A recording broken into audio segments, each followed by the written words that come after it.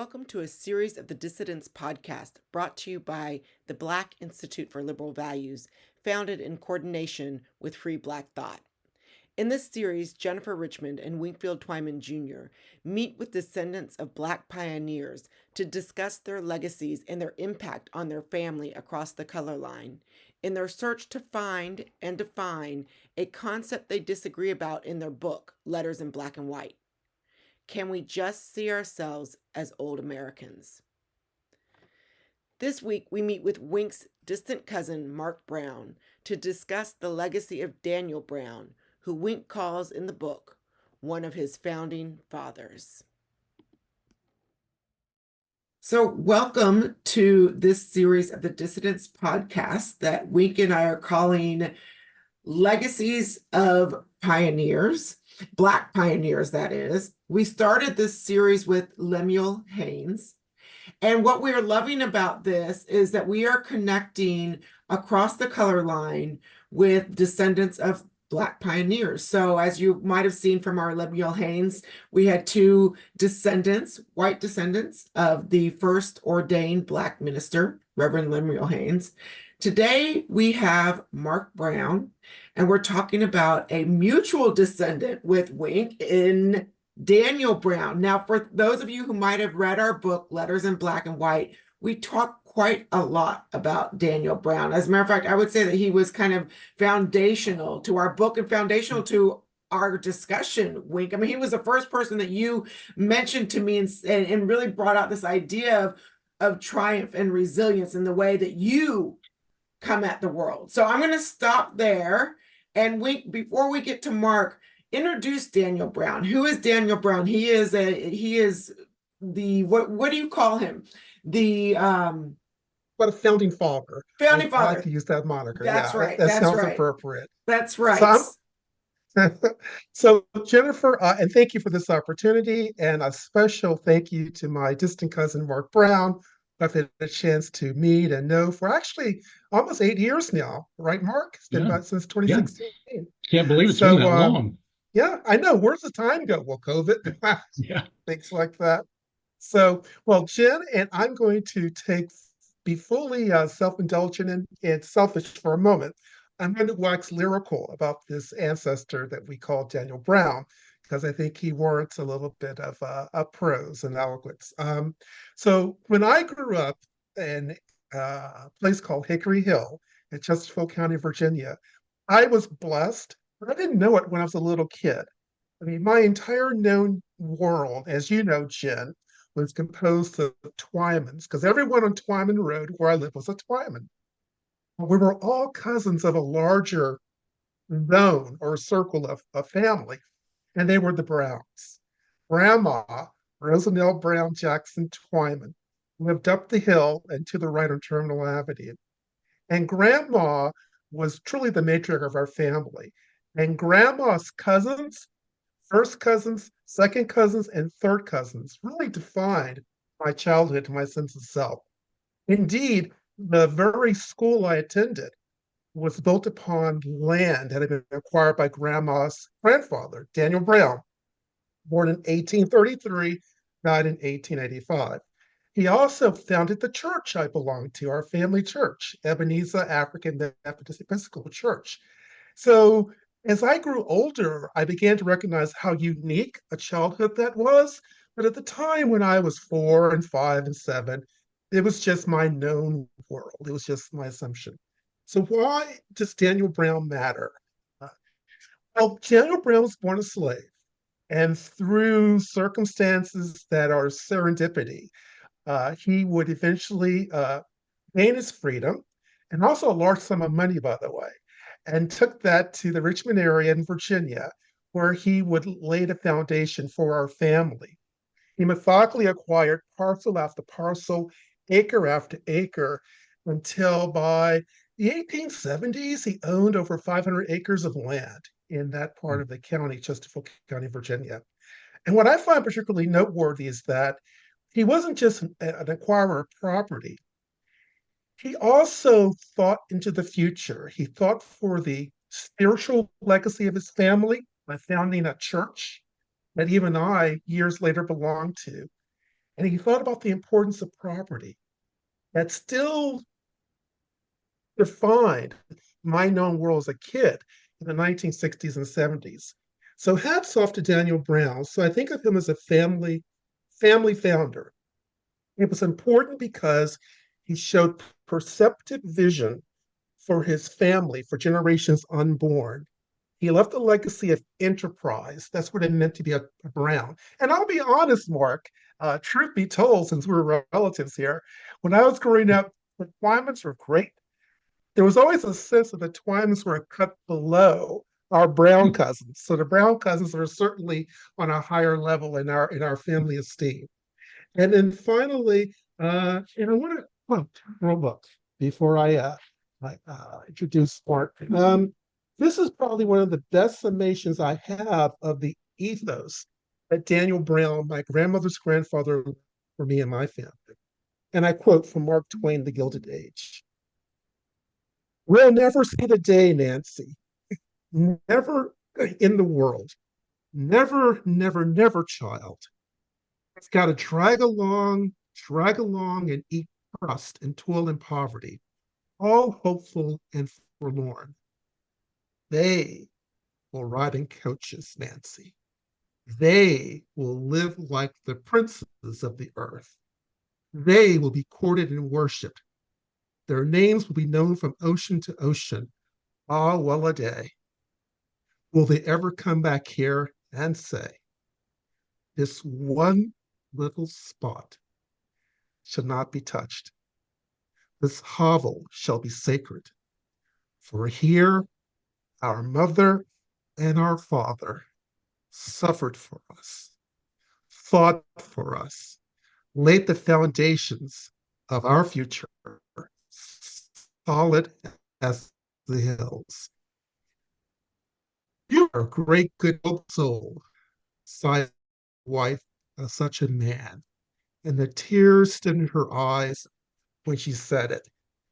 So my family, relatives to Browns were not princes. Their names not known throughout the world, but in a sense, in the neighborhood where it mattered, Hickory Hill, those words were quite applicable to my ancestor, Daniel Brown. And so it's with a full heart and great joy that I had a chance to meet and connect with my fifth cousin through Daniel Brown, Mark Brown, who currently lives in Kansas. Welcome, Mark, to our Thank you. podcast. Thank you. It's good to be here. Good, good, good. So tell me this, Mark. It's interesting. How did you become involved with 23andMe, which is how you and I connected, how we grew to know each other? Well, my oldest child did her profile, her genetic profile, and then asked me if I would do mine. So that's how we got started. And then, as you know, more and more relatives begin showing up on your page. And that was very interesting to me because I had almost no knowledge of the background of the Brown family. And we were just, I think the branch that became my grandfather, great grandfather, moved here from Kentucky. They never owned anything. They farmed until they retired and then died fairly soon after that. I see. And so did you feel a sense that there was almost like you were an orphan before your ancestor, John Meeks Brown, which I gather was the earliest known ancestor you knew of before 23andMe? Did you have a sense that there was something missing in terms of your family Brown line or background? Yeah, I did. Our family, when I was young, we had family reunions, and it was at a park in Wichita. And I didn't realize it, but that was the land that my great grandfather, John Meeks Brown, farmed. I had no idea that that's why we met there, and so I was surprised as I began to look and do the genealogy to find out some of that information. Interesting, interesting. Now, what caught my eye in our communication, Mark, was you said that as you were searching through 23andMe and other records, there was something unique about the Brown Y DNA line. Can you expand on that for a moment? Why is our line unique or unusual or small? Well, with the Brown name, it's so common Right, that right. It's it like was, Smith. yeah, it was pretty difficult to trace my heritage back. I used Ancestry quite a bit, but would get conflicting results. And then I Right. ran into a Brown family DNA service. So, and they were soliciting men with the last name Brown to submit their Yes. DNA. So I did that and found there were only 3 or 4 other people from our line of Browns in that whole Wow. database, Wow. which was a real surprise to me. Hmm. And Hmm. and there were other Brown lines that had hundreds of Right, people. right.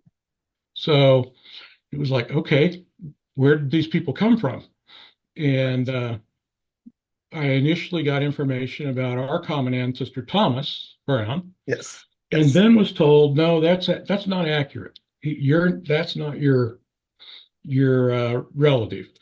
But Hmm. then Hmm. later, through this genetic service, found that he was, and Hmm. that's when I sent you the information that was pretty convinced was correct at that time. Right. Right. Right. Right. I think that's fascinating that the line was so small. I mean, it makes you Mhm, think about the circumstances, how lucky it was that the line did survive. Um, mhm. as you're aware, the first Brown in Virginia was Sir William Brown, born in Yeah. 1600, died in 1664. But I'm going to surprise you, cousin Mark. I did a little bit of research before this podcast because I'm always curious, Mark. Yeah. That's my MO. Yeah. So I Me was too. curious, and there you go. It's genetic, and so I wanted to know how far back could I go with our Brown family line. So I did a little hunting because, to be honest, I had initially just stopped at Sir William Brown. But if you go back further in ancestry, it goes back to someone named Hmm. Ulrich Brown, and then it goes back further and further. And so if you're curious, the earliest known ancestor of Sir William Brown came to Virginia in 1622. Our earliest known ancestor is, and I can't pronounce his name, such a bad descendant I am. I'm going to spell it for you. He was born in Mhm. Wales, died in Wales. He died at the age of 30. Born, and get this, Mark, he was born in 1400 and died in 1430. His name, and I'll spell it for you and for the Yeah. listeners. His first name, someone speaks Welsh, maybe they can help us. His first name was spelled G as in George, W as in Washington, I as in Indian, L as in lion, Y as in yellow, M as in Mary. I Hmm. have no idea how to pronounce that. Me You neither. do. Yeah. Right, right, right, right. And his last name was pronounced A as in apple, E as in Philadelphia, G as in George, R as in Ralph, U as in umbrella, F as in Frank, F as in Frank, Y as in yellow, D as in dog, D as in dog. Hmm. Got me, but that's our earliest known ancestor on the Brown family That's line. So that's there you interesting. go. There Yeah. you go. It's interesting. Interesting. Now, this brings me to a wonderful segue. And Jen, please join in. Don't let this be like a cousin love No, fest. Join I'm in. about to. I'm I waiting. hear you. I hear you. So, one of the things Jen and I have disagreed about, and you may have read it, Mark, in our book, Letters in Mhm. Black and White. I believe there's tremendous potential in the power of genetic genealogy to bring people together in America across the color line. Jen is not so convinced. And so I'm going to let Jen make the argument for why she has some skepticism or reservations about the power of genetic genealogy to bring us together. Take it away, Okay. Jen.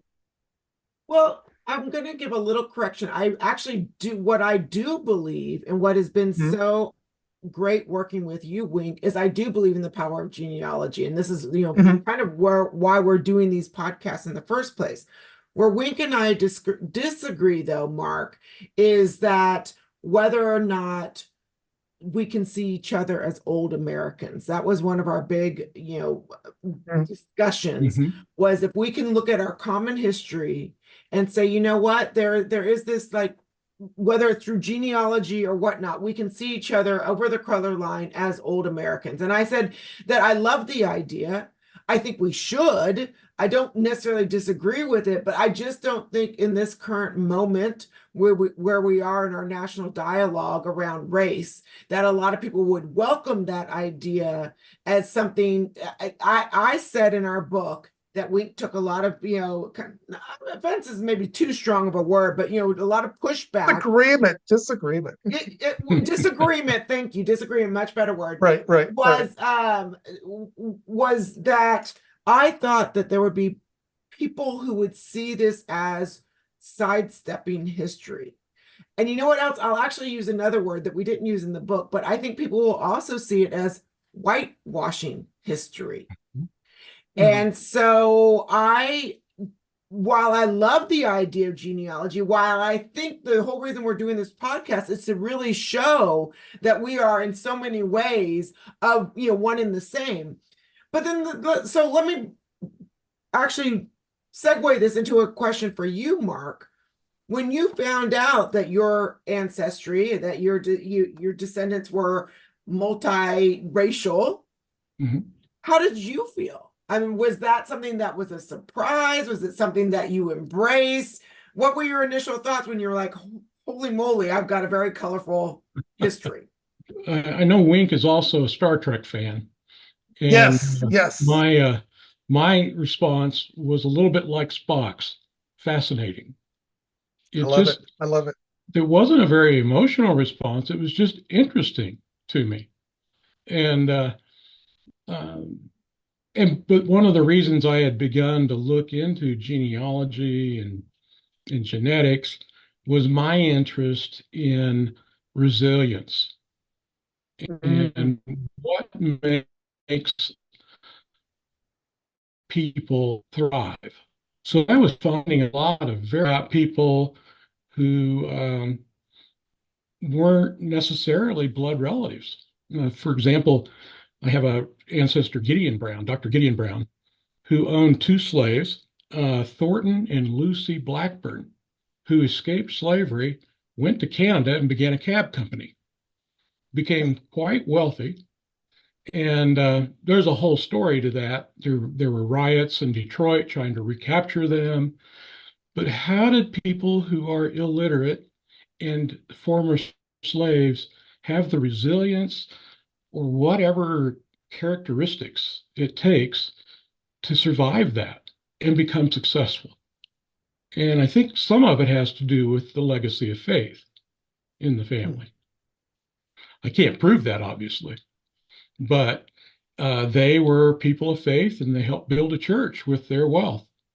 So that was interesting to me. As a marriage and family therapist, we're often trained in pathology. What's wrong with the person? And I think while that may be important in guiding treatment, the strengths perspective is more where I fall. What strengths do we have to build on, and where did that come from? So that was kind of my interest in what intrigues me the most about all this. What I was surprised at was that 23andMe said that 2% of my DNA was from Neanderthals. That's the only thing that really kind of surprised me. That's funny. Yeah. I would assume most of us somewhere. Yeah. You just said something really interesting, and I don't know, if you noticed, but this idea of positive psychology. So one of the people who wrote a blurb for our book was Martin Seligman, the father of positive psychology. And I think, one of the reasons that he did so was because of Wink's attitude of looking through things through that lens of resilience Sure. versus one of oppression and Yeah. victimization. So, Mhm. yeah. Now, I'm going to throw this out there. Don't know what to make of it, but because of my love for genetic genealogy, I took advantage of a system called Prometheus. You may have heard of it, Mark. It's one of the online services where you can put in your raw DNA and it'll analyze all 20,000 genes or 20,000 SNPs. So it's a wonderful service. And I did it because I was curious as always. And I found out all these interesting things about my genetic profile. One of the things which I found interesting was I have SNPs for optimism. I'm hardwired to be a positive person. And Okay. so I think that might be part of the quest that you're looking at with mental resilience, be that because of the role of the genetic device, some people are just blessed with genes that orient them into a positive mindset. So you don't ask to be born that way. It just happens. It's just, Right. Right. yeah, That's yeah, interesting. I have not heard of that service. I'll have to it is find it true. I'll have to soon. send you the Oh email. yeah, Yeah. Right. it's so much fun. It's kind of Oh, you mind did it. That's blowing. right. Yes, it's That's kind of right. That's mind right. blowing that your genes can determine so much. I mean, well, everyone Oh, yeah. determine everything, but and Oh, yeah. even down to like optimism or cynicism. Right. Right. Right. Right. Mark, one of the things I discovered was I have an abnormally large hippocampus, which means Mhm. I'm hardwired to have a great memory. I'm Mhm. hardwired to think of future consequences in the future. And I think that's advantageous in the modern world, right? But it's Yeah. once again, it's a role of the genetic lottery. I wasn't Mhm. asking my mom at birth, Mom, I'll have that abnormally large hippocampus insert. Right. Thank you very much. So I just think sometimes, but the question then, Mark, is do you think, and I'm just spitballing, be that in my Brown Twyman line, there was this just unique role of the genetic lottery that gave out these traits. Like you think about Daniel Brown, my Mhm. grandmother's grandfather, Yes. born a slave, 1833, right? Mhm. And you know the story. He was promised a large sum of money and the plantation. He didn't think the townsfolk would agree with that. So he had the wherewithal to, in the middle of the night, take the large sum of money and steal away to Richmond, Virginia. And he had the wherewithal to methodically buy parcels of land. And Yeah. he actually bought a mansion, as you probably know from some of my writings, on James River. He's a former slave in the year 1871 buying a Wow. Yeah. mansion for a growing family. You have to think some of that is partly his genetic temperament. What do you think? I think so. Um, Yeah. it's always been an area that's really interested me is how much of who we are is environment and how much is genetics. Mm-hmm. That Mm-hmm. nature versus nurture kind of Sure. argument. Sure. And I Sure. think we are moving more and more into the space where it's a lot of it is genetics, more than we ever Mm-hmm. thought. Mm-hmm. And Yes. that was Now, one of the intriguing things when you wrote me. And I had yes. read some of your articles and I went, well, I know this name. And I really liked what he wrote, and you just wonder, this may be off in left field, but I just wonder how much of that is genetic, that we think about those things in the same way. Yeah, well, we're harmonizing. Well, there's like a vibe there going on. Right. That's deep. That's deep. Yes. That is But very deep. Go ahead, Wink, Jen. since we've got we're in an enviable position of speaking with a psychologist. There's one thing in our Yes. book that Wink also pushes back on me. So, Wink, you're saying that there's maybe this optimism that's part of your genealogy, etc. But one of the things that you pushed back on me was this idea of, and I agree with you, but it was this idea of post-traumatic slave Yes. syndrome. That's right. And That's right. a lot of people would say that if you, in your family line, you have this trauma of slavery actually gets passed down through your genes. Wink thinks this is hogwash. He thinks that's absolutely hogwash. To put it lightly, Mark. But I mean, we're talking about genes right now, and things like Right. optimism being part of your Sure. I mean, so Mhm. is it really hogwash? What do you think, Mark, about that? Well, first I have to say I'm not a psychologist. I'm a marriage and family That's right. There, therapist. yeah, So right, right, He's right, a right. There's a therapist. difference. There's that a way I don't get in difference. trouble with the licensing board in Kansas. Thank you for the correction, Mark. Yeah. I don't think it's hogwash. And Okay. there have been some interesting studies with PTSD Mhm, uh, and Holocaust victims mhm, and how much more susceptible their children are mhm, to post-traumatic stress disorder. Now, again, that can be because they're taught a certain outlook about life and mhm, those kinds of things. But I think when you think about epigenetics and how our environment changes the genetic expression, mhm, it's really interesting.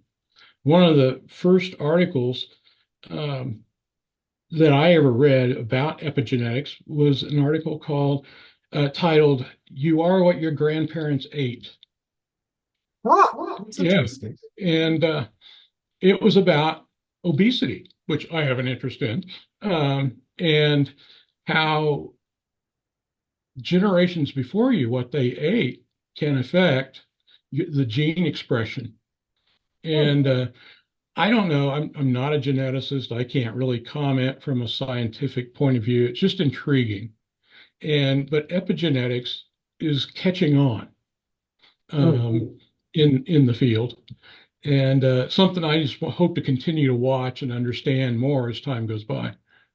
I think that's interesting. I mean, I would just add that, and Jen knows this already. There were definitely a social class of people who knew slavery, who were former slaves, did amazing things in the Hmm. 1870s and 18. So you've got in some way account for those people in whatever theory that's coherent. And that Hmm. makes sense, I think. Yeah. Yeah, yeah. Um, and there's been a lot of talk about uh, over time about hardship and how Mm. hardship breeds character. In fact, you wrote about that recently in one of your Substacks. Oh, Uh, greatness as character, I think. yes, yes. Yeah, yeah, Um, yeah. but I You're think it may creative, be, Mark. I think there may be more to it at a level we don't understand. Yeah, I think that's a fair statement. I think that's a fair statement. So, I like because I'm optimistic, Mark, I may tend to be biased and look at the positive examples, right? Whereas Mhm. someone who's more skeptical, if I look towards the more negative or the more, I don't know, heart-eyed perspective of things. But it's so funny to me, Mark, because if we can talk about this a little bit. I remember growing up, and it's such an interesting thing. My known world until the age of 8 years old was 100% Black. Everyone in my life, my street, my church, my school, my friends, were all Black. And yet that switched with public school desegregation in 1969, the fall. And my Mhm. life then became more white at school, Black at home Mhm. until college. And then that was a different story. But I guess my point is, uh, even though I lived in an all Black world until the age of 8, I always felt a sense of disconnect, if you will, from the larger psychology of Black culture and Mhm. consciousness. Like I remember distinctly feeling growing up in my little small town that I didn't really have the same experience that people living in, say, cities like Richmond or Petersburg. So I always felt this tendency to just defer or to keep quiet about issues of race because I felt like, well, that's the real plight. I really don't have much to say. And it was only as I became an adult and I had family members say crazy things, I decided to become more and more expressive and vocal on these issues. How do you read that? How can a kid who only knew Blackness till the age of 8 and then an integrated world come a little bit disaffected from what we might loosely call the more general Black culture and consciousness? That's a really good question. We grew Yeah. up at the same time. I'm a year older than you. Okay. So I'll went through defer. I'll defer. well, so went through the same desegregation. Right. Right. My world was completely white until then. And I don't know, there was a lot of resistance at the school I attended to desegregation. Mhm. And I kind of had a similar experience. I didn't understand why. Yeah. You know, Yes. it's like, Yes. what's going on Yes. here? Yes. And my That was parents, me.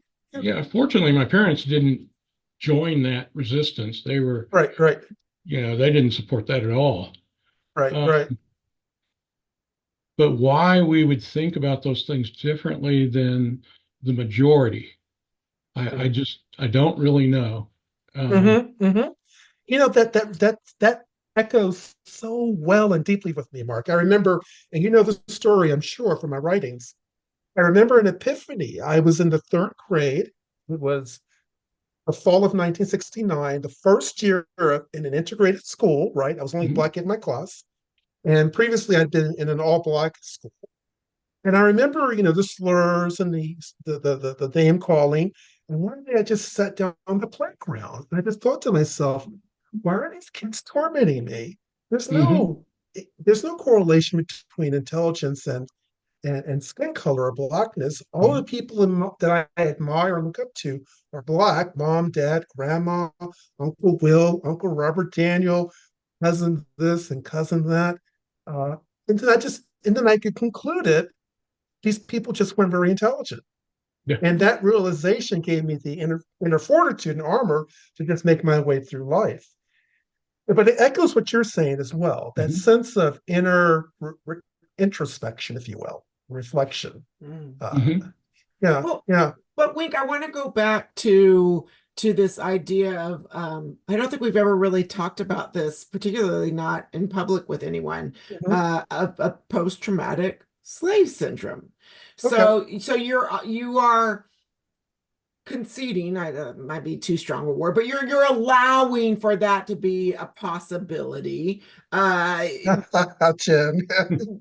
okay, That's true. Okay, right, okay, all right. okay. So you're allowing for it to be a Okay, possibility. But let me ask, so just let's just even assume just for a second, it could okay. be a possibility.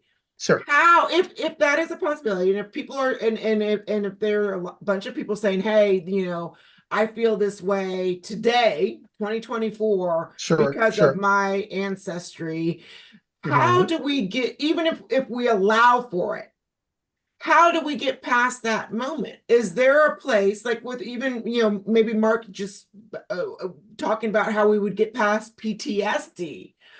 So Mhm. if there is truly this sense of like generational victimization that people are using as an excuse for how they Mhm. are interacting in the world in 2024. Sure. I mean, there will always be that history of that you can trace back to your family might have been slaves. Sure. How do we Sure. move beyond that? mhm, Do we ever move beyond that? And this is where I think, one more thing. This is where I disagree with, or where Wink and I disagree, going back to old Americans, is I don't think that we can get beyond this idea of my family were slaves, we'll never be alike. I was a victim, I am a victim. And this is why I don't buy into, as much as I love it, the possibility of old Americans. So there, I stop there. mhm, But how would we, if we assume that the PTSS could be a real thing, mhm, Mhm. how do we resolve it? I'll take a quick stab. Two things. One, by doing what we're doing today, having mhm, showing, not telling, but showing genuine human interaction connection, showing all of the kind of quirks and understandings and echoes and vibes and harmonies people have, particularly people who are family and share certain genes, recognizing that people are the same and that people come from the same past. I think that's important. But long term, it may just be the passage of time. I mean, if I talk to one of my colleagues who I believe is of Irish ancestry, believe he suffers post-traumatic syndrome from how the English treated the Irish back in Ireland. So maybe Right. it's just a matter of time, Jen. Those are my two quick answers. Take it away, Mark. Well, I think some of the things that you're doing, like the series on early Black lawyers, are important. I mean, I think as much as we can put out the message that your ancestry, your genetics are not destiny, Mm. and that some people will have prejudices, want to hold you back, but most people don't. They don't have any interest in doing that. Mhm. And it's not even in their self-interest to do that. If they're business people, or um, why would you want to limit your applicant pool by Mm. that number of people? That's not very smart. Uh, but I think there's too many competing voices now saying, well, everything is racist. Yeah. Um, and that's where, as I looked at critical race theory, I have a criticism of it. I think it has some good points when it comes to maybe um, microaggressions and or things I just think of as rude. Um, you know, uh, but what a hopeless message.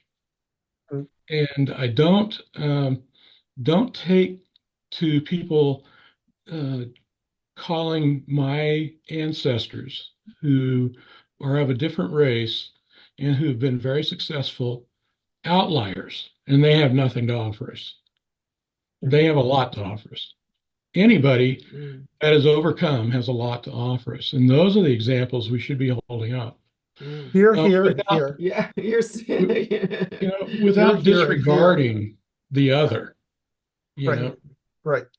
Now, this is one of the things that I lament, Mark, and but it's almost a Shakespearean poetic lament. Imagine, Mark, that we had never had American slavery. Mhm. Imagine we had never had Jim Crow. We would have had a different world, I suspect, a different Virginia, I suspect. Mhm. Where you and I and cousin Charlene and cousin Gwen and cousin Ulysses, and we would have grown up as family without respect to skin color. We would Right. have been just simply Browns. We would Yes. simply have been all the children and legacy of Sir William Brown.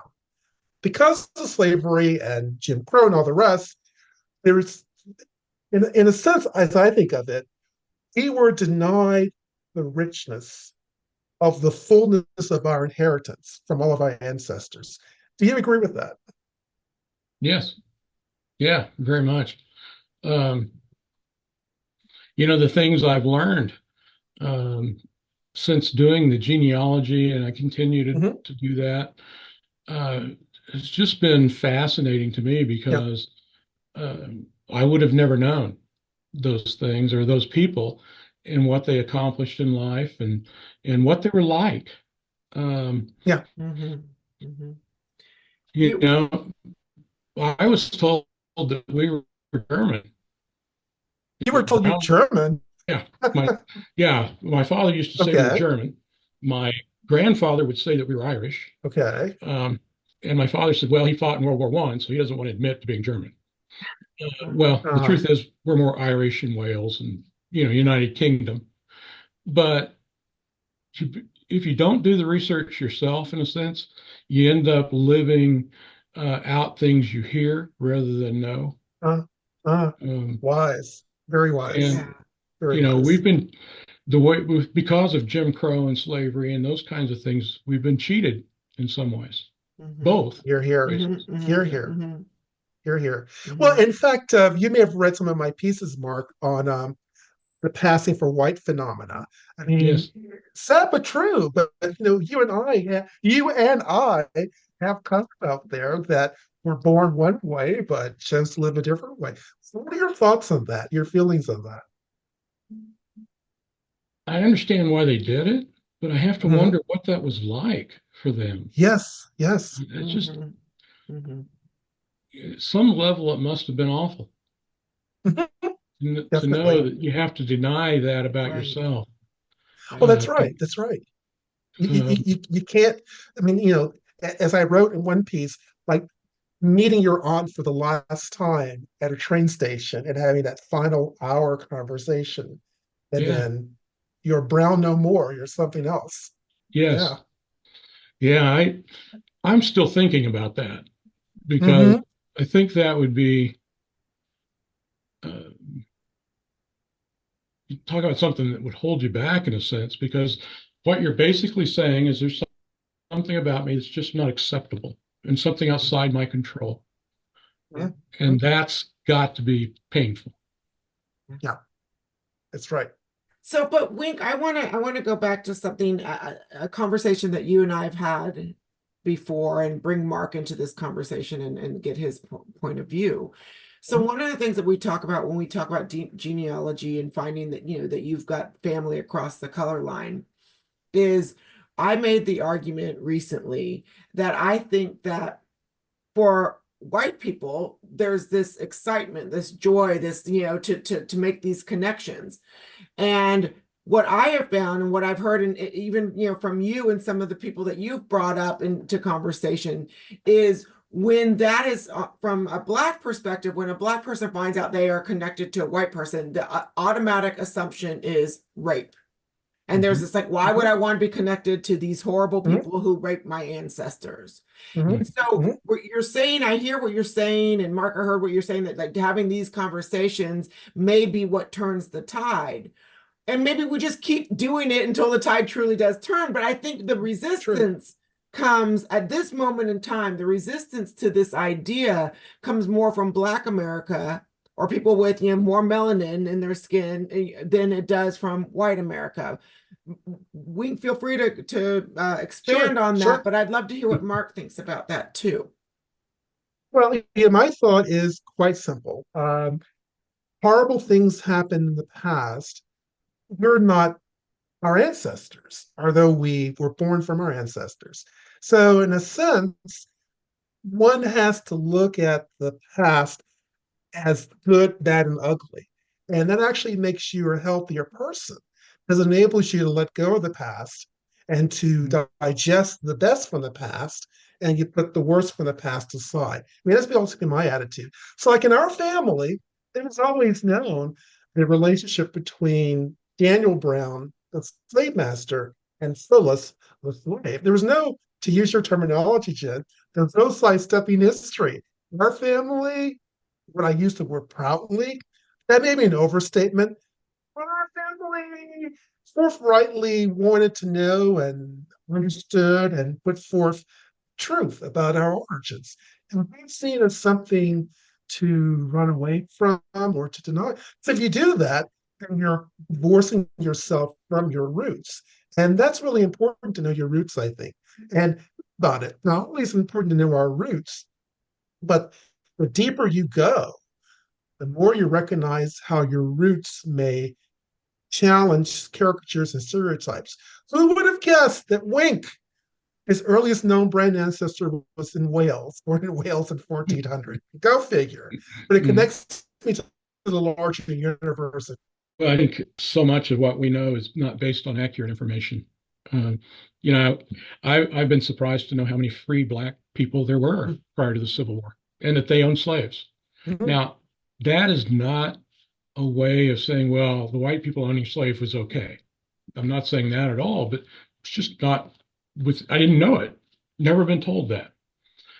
And it seems like it's pretty easy on this topic to get into these purity spirals Mm, where all nuance mhm, is lost, and what's most important is your adherence to the group think. mm, And if you don't think like the larger group, you're punished for it. mhm, And we have to get past that and Mhm. say, this is truth. Now we have to deal with it. Like it or not, we have to deal with it. And I don't know how we get there, to be quite honest. Other than doing this kind of thing. Yeah. Do you think there are any tools, Mark, from the world of therapy, marriage and family therapy, that could help Black Americans accept the past, the good and the bad and the ugly? Mhm. Well, there is a type of therapy called narrative therapy, Okay. where people write their stories, Mm, and as part of the therapy. And I think if people are urged to do the research, to keep an open mind and write that story, it can be helpful. Um, mhm. but I also think about, you know, who you're surrounded by. You may lose friends if you begin to go against the popular narrative. Mm, And you have to be prepared for that. The truth's more important. mhm. Um, and that's true for white people, black people, all Sure. races. Scripture Do you- says that we've all sinned and fallen short of the glory of God, right, and that didn't it right. didn't qualify that by race.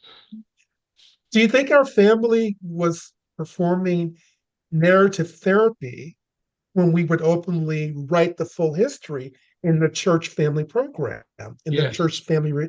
That was narrative therapy for us, you in think? a sense, yes, That's a yeah. good point, Mark. That's a very Mhm. good point. Yeah, and I've heard of this even, Mark. I'm not at all in the therapy world, but I've heard of some groups actually employing this idea of narration where they hear, like, they'll put two people together who are different in whatever ways, whether it's racial, Yeah. political, etc.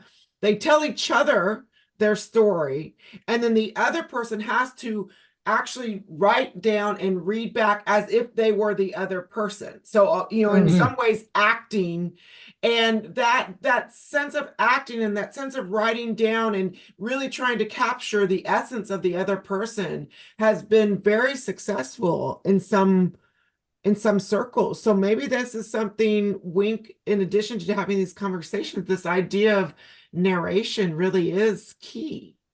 but do you think our book, Jen, was narration therapy for you and for me? I think maybe it was. Maybe it was. What do you think, Mark?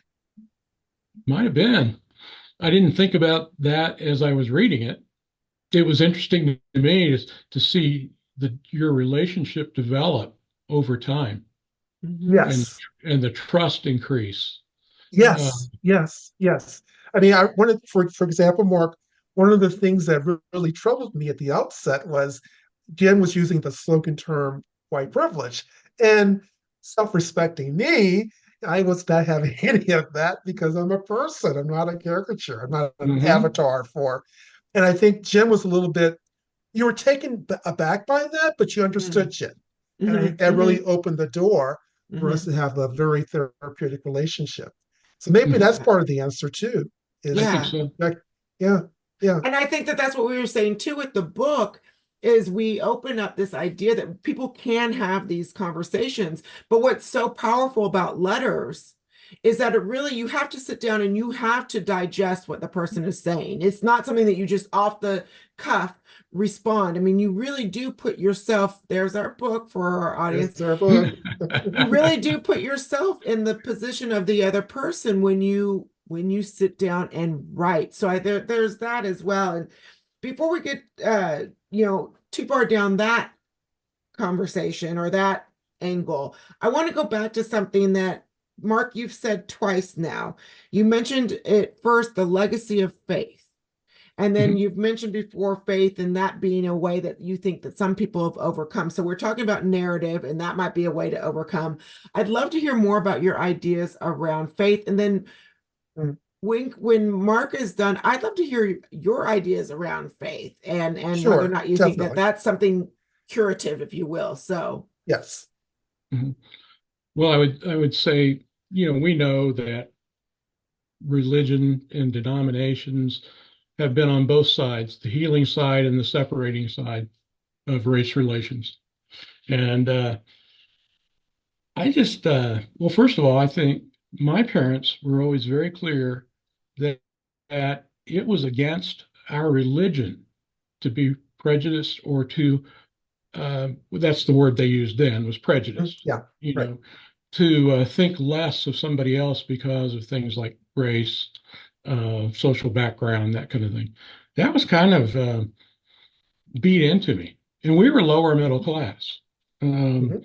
but that was a tenet of the faith that we're all made by God and all God's children, and we have that in common, was very, very important to the family. And I think part of the reason I would look at when desegregation happened and say, what is the big deal here? Why are people so resistive to this? But I also think faith in something bigger than us has a unifying effect. There are things that are more important than my personal experience in this world.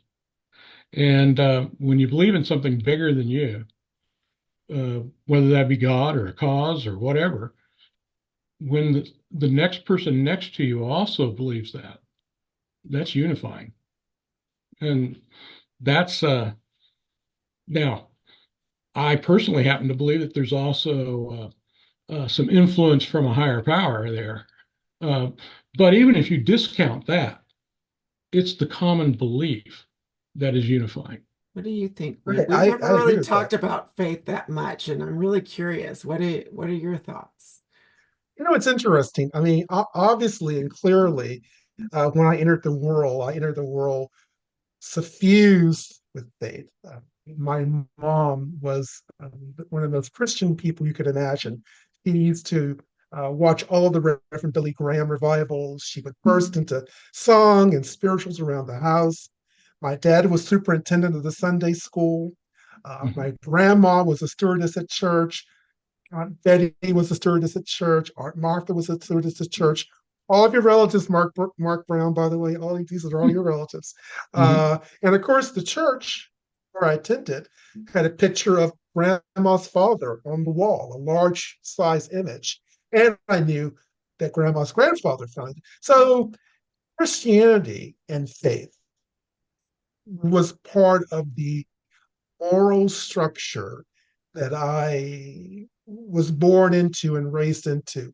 It was my inherited way of making sense of the world.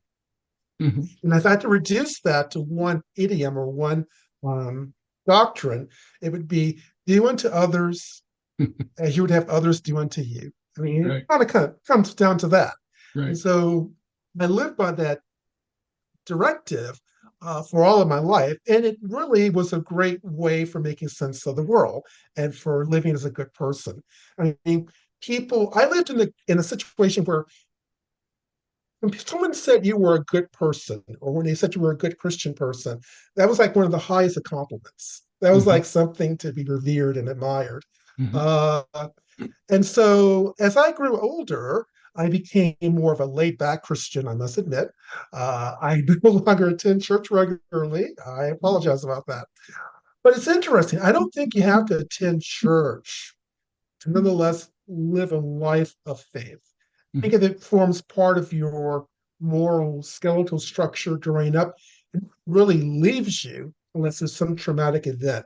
So I think in Mhm. some ways that sense making structure inherited from my ancestors has given me the solitude, almost the force field, if you will, to express myself. Yeah, I think that I'm really interested in this topic. I don't talk about faith all that much because, like you said, as much as it can be unifying, it can also be polarizing. Mhm. But I would say that Wink, and I don't know that you know this, but I think that I come into this discussion much like Mark said, like I feel that it is all of our duty, it for those who believe in a certain way that we are all created Sure, equal right. to act that out in practice, you know? And so Mhm. I think that a lot of the conversation with you and a lot of my beliefs around that are what drives me in my writing. And so and then Mark, you'd mentioned with regards to legacy of faith too, this idea of resilience, right? I think there Mhm. is some sense there where you know that your what's the word that they use in at least in Christianity, that you're this is so Yes. temporary, that our Mhm. Right, gifts, right, right. this is what the word, our gifts are in heaven. And so I think that that sense gives a resiliency for our time here Mm, on earth, that this is just something this happens in a blink of the eye, and our Right, gifts right, are in heaven. right, right. Right. Yeah, well, I feel, and I don't have any evidence on for this, but have felt over the years a calling to reunite families that have been divided by the color line, by slavery and Jim Crow. And I don't know why that is, but I've always felt that I'm doing something good as I write about bringing Twymans together and Browns together. It just seems to me that's what the creator would want us to do, that we're doing something which is divine. It's not something that's driven by man. It's not something that's driven by dogma. It's not driven by the secular, but it seems like something of a higher order. And it's something that can truly leave a better legacy for our kids and grandkids. So you want to be in a situation where one day your grandchildren and your great great grandchildren look back and say, yes, that was the generation, Mark Brown and Wink Twyman. That was the generation that took the first steps to bring this genetic family back together again. And that's truly the healing. That's the healing people, I think, mean, is to bring people together who have been torn asunder by the evils of the past. And so, yeah, I think that's maybe kind of faith-driven in a way, but it gives me pleasure, it gives me joy, it gives me satisfaction. It gives me a sense of being touched by the divine. As I told Jen, I was so nervous before this podcast because I felt I was doing great good by meeting cousin Mark, and I think that's history will bear that out. That you and I, it's like Neil Armstrong, Mark. You and I are taking the first steps. What is it? The first small step for man, one giant leap for mankind. So maybe this is one small step for Mark and Brown, Mark and Wink, but one giant leap for a greater sense of humanity and humankind, or at least brown kind, is the case. Yes. Well, certainly hope so.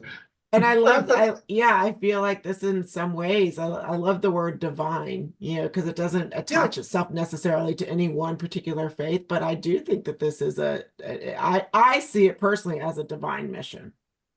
I mean, you have to think to yourself, think of the hundreds of brown ancestors that were torn asunder in their lifetimes. And they're looking from above and they're seeing, God, I knew it would happen. One day they would take those first tiny baby steps to reunite, to be back together, to recognize each other as human first before a race.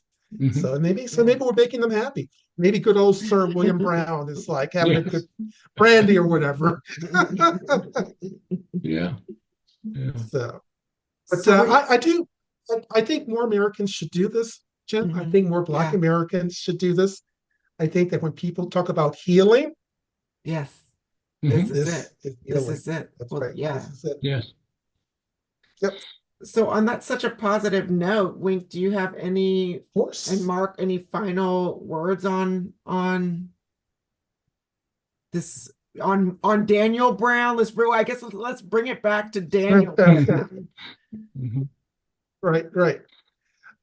You can go first, Mark, if you want to. Well, what an amazing man. Yes. When I think about Daniel Brown, I think I would just love to be able to be transported back and be able to talk with him and say, what, and to know more about what was going through his mind, his emotions, as he was overcoming, and what his hopes and dreams were for his children. He had 16 children. Right.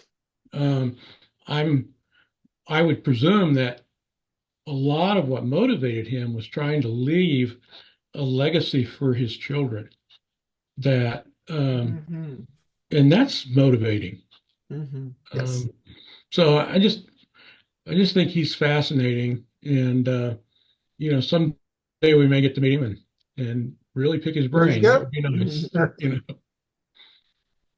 Yeah, I think Wink, I want you to answer it as well, but the word again, legacy, I'm just picking up, I just love that word. And I think you Great two word. are the legacy of Daniel Brown. And so anyways, Wink, I'll leave the final word to you. Thank you. Thank you, Jen. And sometimes the best final words are not words that are extemporaneous or words on the fly. Sometimes the best words are divine words that captured you at some point in the past. And so I'm going to leave us this podcast with these words that came to me maybe 4 or 5 years ago as I was writing about the reunion of not the Brown family, but my Twyman family. And I quote, as the meeting ends, hundreds of Twymans shake hands and embrace, as is the custom in church. Nathan, Deb, Addie, Anthony, Jim, Elizabeth, Connie, and I lead countless Twymans down an old country road towards Oak Lawn. George Twyman III built Oak Lawn in 1750 upon a land grant of 1,100 acres from King George II. The road is filled with family, cousins from all parts of the country. There are all shades of humanity imaginable, from the darkest skinned African Americans to brown skinned, light skinned, and white skinned cousins. Color doesn't matter today, in this hour, on this country road. Color has ceased to divide. And those are my parting words to you. Beautiful. And I will add a link. This is from those of you who might not know, this is from Wink's book On the Road to Oak Lawn. And I will add a link to that in the podcast notes. Thank you both so much for being Thank you, part of this Jen. series. Thank you. And thank you, Mark. Good to meet you. Thank you. It's awesome.